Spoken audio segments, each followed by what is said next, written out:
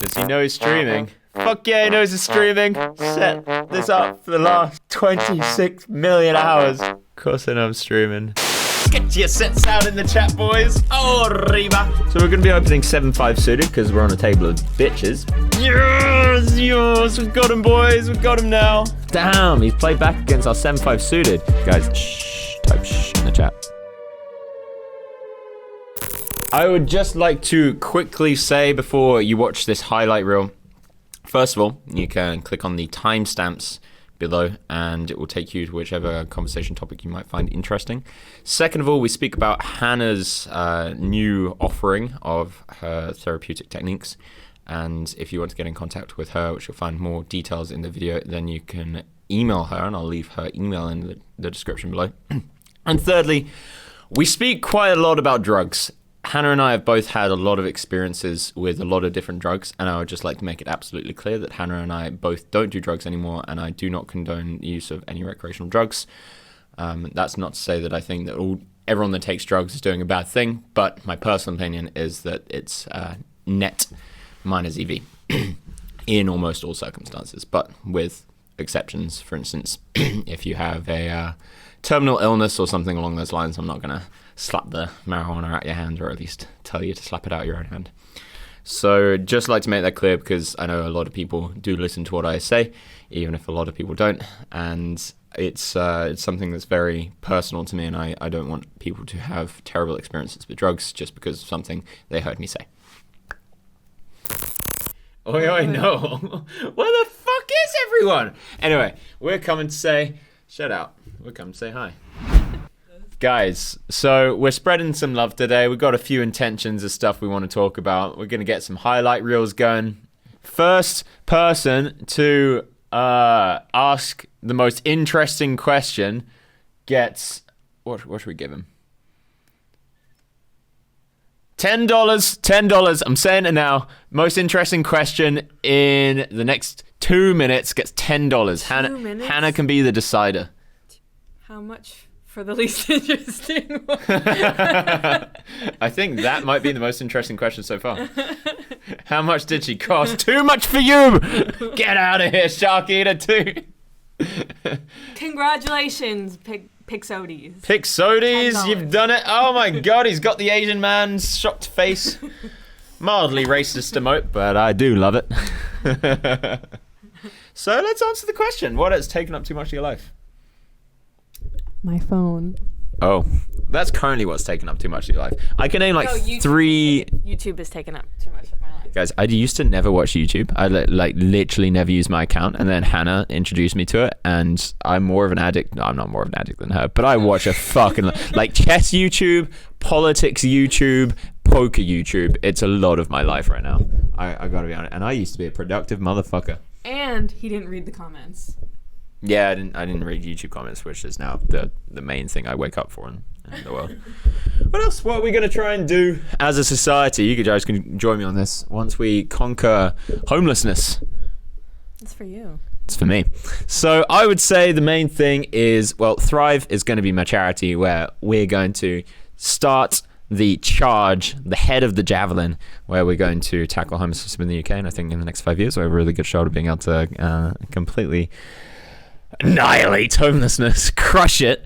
And then my second charity is called Abundance, which is going to be an attempt of completely restructuring the capitalistic incentives of the entire global economy into a kind, loving, and let's be honest, really, really fucking cool system. And that's the dream. So guys, one thing that I've been pushing Hannah to do recently is step out of her shell into her role in life.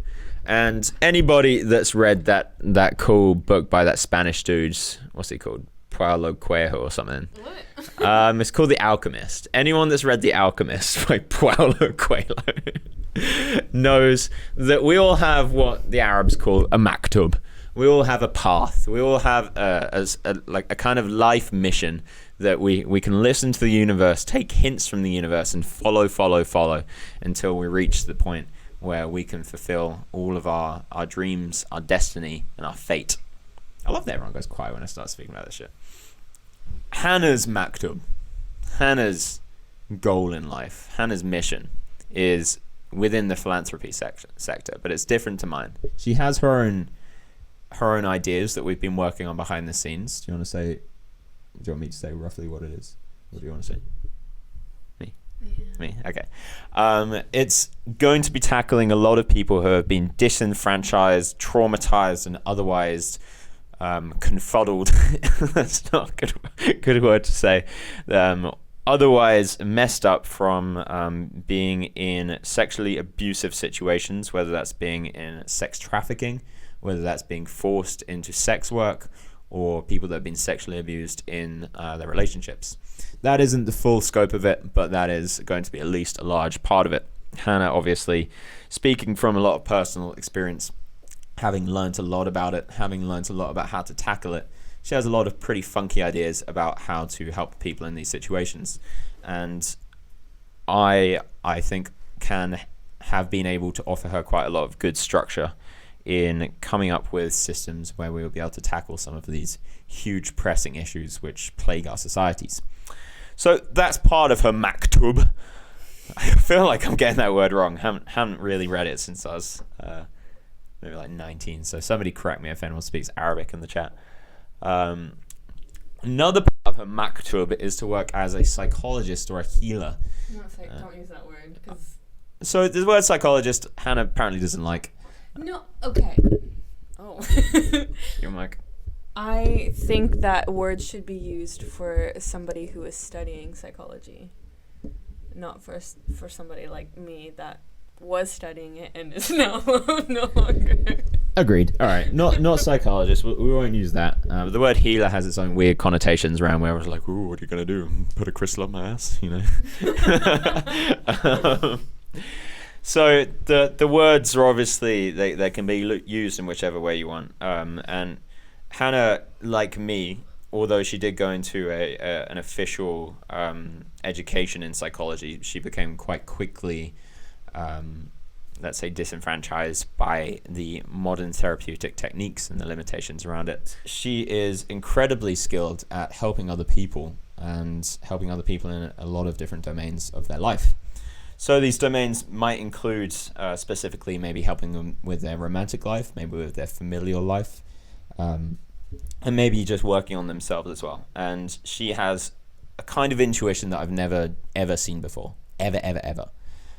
She is, I've said this before, but I'll say it again to the people that are new here. She is the one person I will go to before anybody else if I would like advice on something. Partly because she knows me better than anyone else in the world knows me.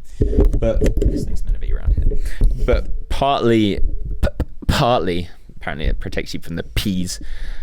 Partly because she has a kind of intuition which I genuinely didn't know existed until I met her. And what I've been trying to nudge her into doing, what I've been trying to kind of gently force her into against her will, is to take these skills, take the skill set that she has of deep intuition and problem solving, and take it to other people. And so what we've agreed on is a system where we can kind of allow her to dip her toes in the water and I'd say prove how fucking good she is at this stuff. So what you're so in love, just put a fucking ring on it one day. So but I guess the conclusion that we came to is that we would like Hannah, if anybody else would like this, and obviously it's a two-party thing, to offer her abilities of specifying probably in romance first, because this is the kind of thing that I think that a lot of people are going to be struggling with, especially guys that are going to be the main demographic of this Twitch channel, but offering an hour of her time and probably some preemptive research if you send the questions beforehand for the cheap price of £10. And I know a lot of people are going to be like, oh, what's she going to do? Fucking read my mind. But yeah, she's going to fucking read your mind. You're going to fucking love it. So if anyone is interested in that, if anyone is interested in getting, I would say specifically some coaching on romance, and if you're having issues maybe not finding the people that you want to attract in your life, or maybe people don't find you attractive enough, or maybe you have some issues around romance, you're not sure how to be yourself, not sure how to be confident, maybe there's a specific person you want to reach out to but you don't know how to speak to them, etc, etc, etc, please do type in, well, I'll type in !Hannah so you can do it anonymously, and email her. Can she type at your Tinder bio? Well, yeah, but you'll ask her to type your Tinder bio, and then she'll just like restructure your life without you even fucking knowing it. And then you'll have a great Tinder bio. That's my... It says there. Oh, okay. So it says to contact Hannah, you can email her here, hannahlussington7@gmail.com. So yeah, it's one of those things that Hannah is definitely very nervous about doing, because she has... she's not really put herself out there before, apart from in times where people have forced her to do things that she hasn't wanted to do. But she is actually extraordinarily fucking talented at sorting people's lives out. So again, just one more time before we move on. If you have any issues, probably specifically around romance, but if there really is anything else in your life and the questions you want to ask her to help sort out, it will be a kind of like coaching thing, but it will be her helping you realize stuff about yourself. Are you happy in this moment? Yep. In general, pretty happy, yeah. But there are definitely moments where I'm not. What's the virus? Called EBV. Shout out to Medical Medium. Yeah. And guys, that's fucking everyone can have that. If you want to be the kind of person where someone dies and you're like, well, let's find the good in this somehow, you can be that kind of person. That's the extreme. You can be the kind of person where if your car breaks down, or if you end up homeless on the street, or if your girlfriend dumps you, you can still see the positive. You can be sad, you can be miserable, you can be pained, you can be traumatized, but you can still be positive and say, okay, let's move forward. Life is still good.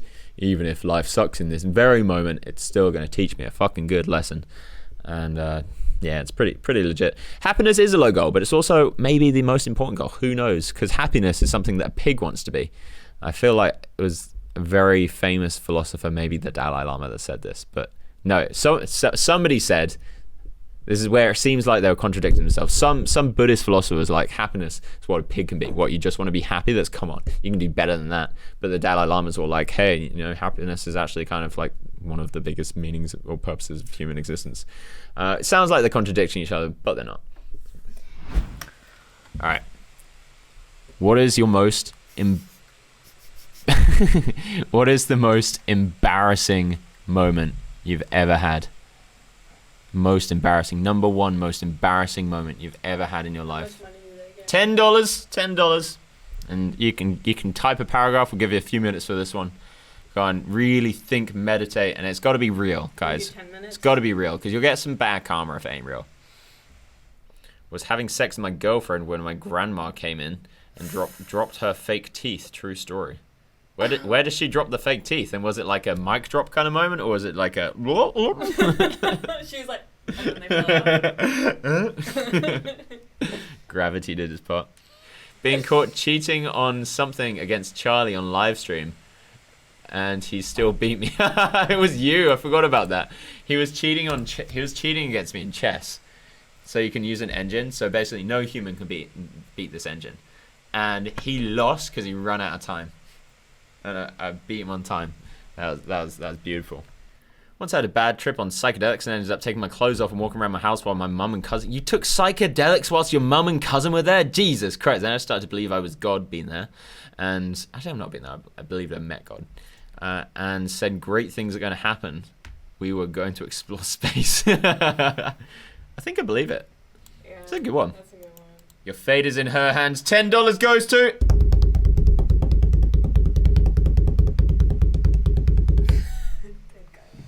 The psychedelics going around the house. Toxic horror, you're going to win this one. Toxic. And I believe it. It's so detailed, I don't think you just came up with that. Toxic horror. $10 if you if you message me on Instagram, take a screenshot of your name and your star's name or your PayPal, send you $10. Dude, this is great, giving out $25 so far. You want to become a professional poker player when they don't understand it. It's easy when you show them the results, but when you're on the beginning and struggling to move up in stakes, it's pretty rough to explain. Yeah, you're just going to have to grin and bear it, I think. You can try and speak sense into them, but it depends on the person. Some people are just going to be so stuck in the mud because they don't like changing their opinions, because they can't admit that they're ever wrong. with those people, there are ways of like getting them round to your way of thinking. Maybe you can show in person they really might respect speaking about it, and maybe you can just kind of like gently nudge them in the direction of agreeing with you. With some people, you might be able to have a rational debate with them. The rationality behind poker being like stock market is pretty legit one, and you might also be able to show them other success stories and be like, look, this guy does it, this guy did it, this guy did it. It's not that difficult to get to a point where you can make a living playing poker. It's obviously hard for some people, but it's not out the realms of possibility for almost anyone. Charlie, does your masterclass also cover tournament poker? I'm seriously considering buying it. It doesn't, but it teaches you how to think about post-flop, and the most important thing about tournament poker is how to play post-flop. And it restructures the way that you think about poker in general, because if you are like 99% of the people out there playing low stakes, micro stakes, and mid stakes, you have got a really, really, really, really messy thought process. Literally everyone just has such a stupidly messy thought process. Like, I'm at the top of my range, and also he might be bluffing this card, and this is good for my range, and sometimes I like to do this, and I'm balanced here, and I'm unbalanced here, and I'm exploiting from... And it's all just a mess. It's absolute shit show. Luckily, some people are intuitively good, but still their thoughts just get in the way. So what I like to do when I teach poker is I like to strip down all of the bullshittery, and I like to take it back to the basics, and then I like to build up from the basics a foundation, and from the foundation build up something after that, and then go layer after layer after layer of really good, solid, high quality thought processes instead of all this bullshit that people seem to get lost in. Shout out to my masterclass. Can I talk about abundance? Not quite yet. In fact, Thrive is the one that's coming out in about 2 months, and we're going to end homelessness in the UK, boys. Who's going to join me? Guys, literally all of you can be involved in making this movement. We're going to plant the seed that's going to change the world.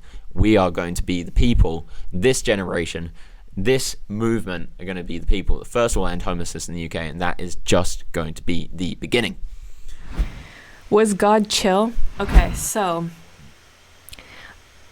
yes, but no, it was like really intense. It was just like everything being shown through symbols and color, like the depths of things, and everything was beautiful and painful at the same time, and it was like life and death in this thing, and I was in awe of it. But then once I realized it was dangerous and like I could die in a second, then I got scared and like I fell out of that experience.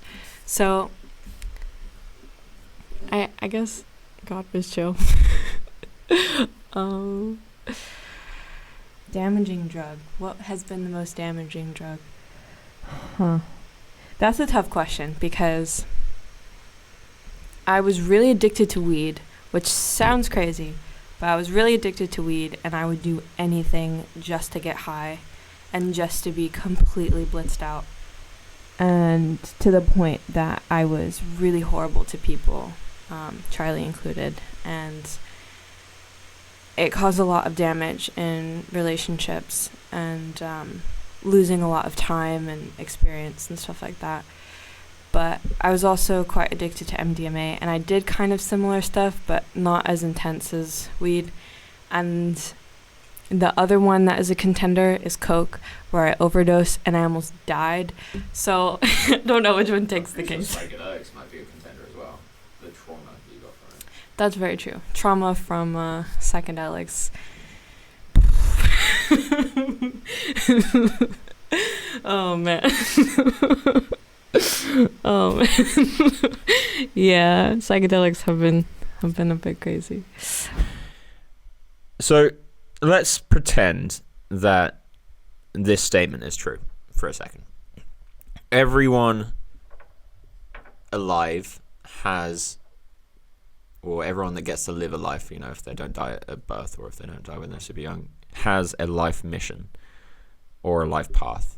What do you guys, if that were true, do you guys feel like you know what yours would be? And if you do know what it is, what would it be? Yeah. One of the things that seems to happen to a lot of people is that when they do follow their path, they seem to get what some people call downloads. I don't really like that term, but they get a lot of information and it's seemingly told to them. about something that they could be doing in the world. So if you ask someone like J.K. Rowling, for instance, where she wrote Harry Potter, she says that the Harry Potter stories just came to her. It's not like she said it's not like she was just writing it. She said the answers just came to her. And if you spoke to Tesla, for instance, he said that all of his ideas just came to him, and that is very, very common within the world of extraordinary people, and within the world of not so extraordinary people as well. And me personally, the ideas that I've had, the 2 charities that I'm starting, called Thrive and Abundance, the ideas, even though they were developed by me, the initial ideas, the seeds were planted by something that was outside of me. And obviously the more skeptically minded people would say that that is just a psychological phenomenon, that just seems to be the case, and it's not actually an external influence that's giving you this information. Of course that might be true, but that's not my belief. Yeah, you guys, obviously a lot of people aren't going to believe that these things are going to be particularly real, and they're not going to believe that you can have ostensibly external downloads from external forces, or perhaps even external intelligences. But you cannot deny that there are a number of extraordinarily successful people who have said that all of their ideas, or at least a lot of their ideas, have come from what seems to them to be something completely outside of themselves. It's not like they sat down and worked out from day one, okay, if I do this, then this will work, and if I do this, then this will work. It's like, here's an idea, now you figure out how to get there. So you go onto epiphany77.com/spiritual masterclass with a hyphen, and I'll just post it in there. You can sign up for free your interest, and anyone that signs up will get a free meditation specifically for poker. Haven't decided which one we're going to give out yet, and then we'll also tell you when the actual masterclass is out. Not sure how much it's going to cost, but we've been spending a hell of a lot of time developing it, and it's pretty much finished. We're just editing now. So that will definitely be explaining how to use meditation and other techniques to further your career, whether that's poker or other careers, but specifically poker is going to be one of the things we focus on. And other than that, you can go on YouTube, find a lot of free content, and if you want to type in meditation for X, and X could be whatever you want to solve. Have you got too much anxiety? Have you got problems sleeping? Have you got bad skin? Have you got not enough energy, not enough motivation? All of these different things. Just type in meditation for, and there'll be one, and see how the ratings are. If people really like it and say it works for them, then give it a go. Charlie, are you afraid the journey you're on disconnects you more from the world? That's a really cool question. Very well phrased, but no, I feel like the journey I'm on is a journey of connection, and there's definitely dangers of being disconnected from grounded reality. There's, especially living in quite a lot of privilege, living with money, it's very easy to forget what it's like not to have money, even though I grew up very poor and most of my life I've been poor. It's something I try very hard not to do, is lose track of what it's like to struggle in the way that most people struggle in capitalistic societies right now. But apart from that, no, I'm opening myself up in a very real way emotionally. I feel a lot more now than I used to, and it's only increasing every day, on average at least. Obviously there's peaks and troughs. So my levels of connection with people, with animals, and with the planet seems to be only going on the upwards trajectory. And honestly, guys, it's going to sound a bit wishy-washy, but I'm just going to give you a brief rundown of some of the stuff that Hannah's been through. She has been sexually molested by many people who were close to her in her life. She's been raped by many boyfriends. She's been taken advantage of, manipulated, abused, neglected in pretty much any way you can think of throughout her whole life before we met, actually. And somebody heard. Sorry, I'm not laughing at that. I'm laughing at one of the comments. And if Hannah, this sweet girl, this sweet angel, this sweet, beautiful soul, can get to the point where she can say that she is... Paul's jumping on the wall. So cute. That she is grateful for all of the experiences and the trauma that she's had, things that are probably more desperately despicable than most of us can even imagine. I think that says something about the tenacity of humanity, and the tenacity of humans, and the tenacity of Hannah as well, to just give her another little pat on the back, because I do believe that any situation can be turned into a positive. There's a lot of issues within committed relationships between partners or marriages where a lot of people believe that you can't be raped if you're in a relationship. Well, if consent isn't given, then it still is rape, regardless if you're in a relationship with them or not. And unfortunately, because you're in a relationship, a lot of times people can think that consent is waived, or it's something isn't as serious, or they understand you so well that they think that what you're saying is actually something else. And have there been times where it's been a very clear case where your boyfriend has raped you, where you've said no and they've just stuck their penis in you?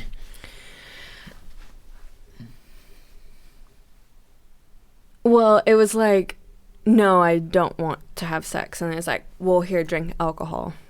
Maybe then you'll want to. And after drinking alcohol, then I'm like, no. And then it's just like, okay, well, here we go. So you said no afterwards and you still did? That's fine. Yeah. So yeah, that's an example of how you can get raped in a relationship. You can not want to have sex at a given moment, and you can say no and they can still force you into it. And it happens on a pretty regular basis in quite a lot of places, and it's not something that's really taught in school, so it probably happens a lot more than we think. PTSD can't be cured. Yes, it can. Absolutely, yes, it can. And it can also be prevented by having a slowed heart rate. And there's actually a drug that is in the process of being FDA approved or something like that, where it's a pack given out to people in war to slow their heart rate down if there's an explosion, to completely cancel out or prevent PTSD from happening. Yeah, so PTSD, in my opinion, is just another one of those defense mechanisms that the brain uses. We have many, many different defense mechanisms that the brain uses to stop us from suffering during the moment. And unfortunately, modern psychiatry and psychology hasn't quite figured out all of these defense mechanisms. Although we can describe them, we haven't really figured out a way to handle them. However, even certain modern psychiatry techniques, including MDMA therapy and mushroom therapy as well, have been proven to have significantly good effects on PTSD, although I would not recommend people with PTSD to take mushrooms or MDMA. Really don't, especially mushrooms. And if we look to other parts of the world, these things definitely can be cured. All right, couple more questions, then we're going to head out. How did you get away from dark lives you lived before? Yeah. The way I got out of my dark life was coming to very, I don't know, I guess sudden/slow. I don't really know where it is on that spectrum, but I come to realization that I wanted to be a good person. And that was a very difficult realization to come to, because before, from my trauma, I had been, all my emotions had turned off. I've become completely non-empathetic. I've become very manipulative. I was a liar. I was a cheater. I was very many things that weren't doing me any good, but I thought were doing me good. So in the moments where I thought I was lying, in the moments where I was lying, I thought I was doing it for my best interest, and I was doing it for my best interest, but it wasn't actually doing any good stuff for me. And that's true for cheating, true for manipulating. I was getting caught up in the short term and not understanding the long term. So when I realized that my best interest was doing good in the world, and that I actually got a lot of enjoyment from doing good in the world, I slowly went on this journey, and I had to unravel so many habits of myself. So I had to genuinely, if I was in the middle of a conversation, I would let out a lie compulsively, and I'd have to be like, sorry guys, in front of multiple people. I'd be like, sorry guys, what I just said there was a complete lie. Like a few sentences ago, that was a complete lie. And I'd have to almost embarrass myself like that to really just hammer it home. It's like, I'm not going to do this. I'm not going to lie. I'm not going to lie. I'm not going to lie. There was also, there were so many little habits that I just had to be very critical of myself to do. And when it comes to self-improvement, the way that I see it, at least, is that there are kind of two schools of thought. You could either be very critical, best not to be judgmental, best not to be like, you fucking idiot, you want to be done, but just like, don't do this, next time do this, think about it. That was the school that I was always in. But there's also another school of It's kind of the way of the heart of having a goal, having what you want to be set out in front of you, and then aiming towards that without really thinking about it too much. And both definitely have their merits and both have their detriments. And I think it's often both best to have a balance. But generally, that is the method I use, self-criticism, to the point where I didn't have as many, or hopefully any, very toxic tendencies. A shout out to Hannah, guys, because I think that she's done extraordinarily well in articulating a lot of things in a situation that makes her extremely nervous. So kudos to that. And kudos to Charlie for leading the stream, keeping the energy up. And should I say it again? Yeah, sure. Kudos to Charlie. Kudos to Charlie for keeping up the stream and getting the energy good and answering all the good questions. Kudos to you guys.